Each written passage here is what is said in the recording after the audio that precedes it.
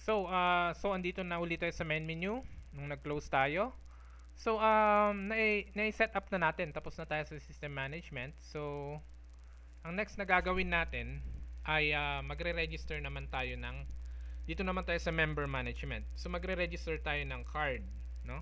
Magiging mga member natin.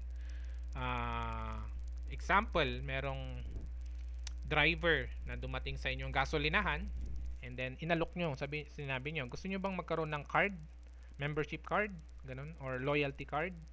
So, so pumayag siya, binigyan nyo ng card. So, ngayon meron na siyang member na siya. Magkakaroon siya ng points. So, i-register nyo yung card na binigay nyo. No? Bago nyo ibigay, register nyo muna para magkaroon siya ng record sa inyo bago nyo ibigay yung card. So, i-click nyo lang itong register new card. Ngayon, bawat card kasi merong unique na kwan yun code, no? Card code.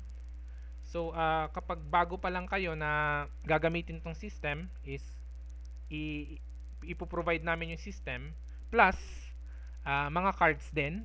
Oo. Tapos kami nang gagawa ng mga code. Ngayon, ito, for example, yung code ng card ay sabihin na nating 0987. Yan yung code niya, no? So, ang pangalan ng customer natin ay si Lee. Middle name niya ay si K.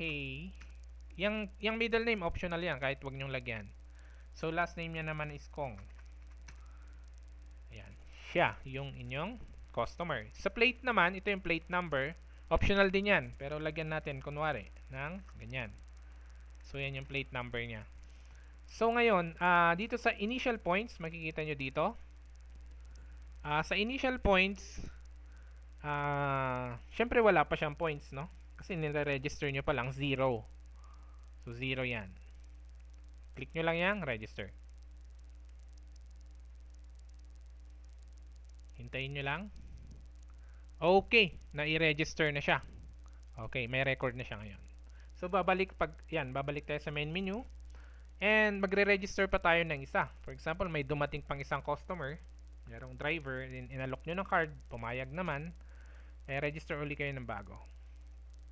So, itong customer na ito is, sabihin na natin dati nyo ng kwan. So, ito naman si 0876 naman, yung card na binigay nyo sa kanya. Ito naman si Mike. Si Mike. L.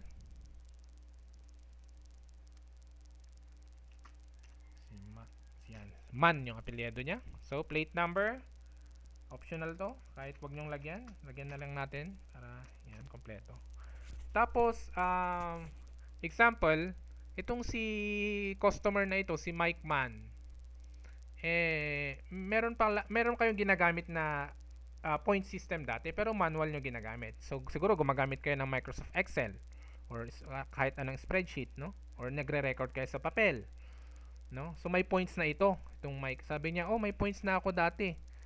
Oo, ito paano yung card na ito binigay nyo sa akin? Malilipat ba yung points ko? Yun yung purpose nitong initial points. For example, itong si Mike Man na ito is matagal nyo na pala siyang member, meron na siyang points dati, no?